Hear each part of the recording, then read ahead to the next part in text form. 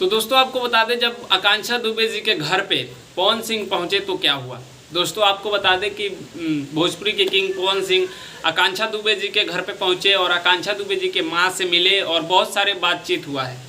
दोस्तों आपको बता दें कि पवन सिंह गए हैं, बहुत ही अच्छा किए, क्योंकि भोजपुरी इंडस्ट्री के एक्टर्स थे आकांक्षा दुबे जी और सबको जाना चाहिए और आकांक्षा दुबे जी का मतलब माँ को साथ देना चाहिए, उनकी मदद करना चाहिए और आकांक्षा दुबे जी के कातिल को सज़ा भी दिलाना चाहिए।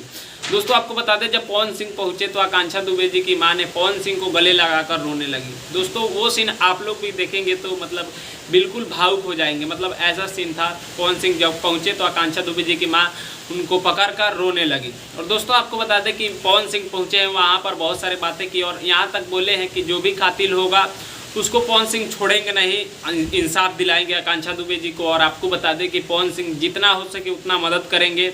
और यहाँ तक बोले हैं पवन सिंह की मतलब वो जो कि आकांक्षा दुबे जी के परिवार के लिए वो हमेशा बेटा की तरह खड़े रहेंगे, इतना तक बोल के आए हैं।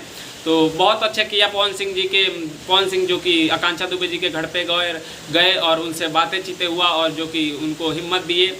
तो भोजपुरी इंडस्ट्री के सभी कलाकारों को पवन सिंह जैसा बनना चाहिए और जो कि पवन सिंह जो पहुंचे उनको हिम्मत दी है, ऐसे ही सभी भोजपुरी इंडस्ट्री के कलाकार को जाकर के हिम्मत देना चाहिए और साथ देना चाहिए।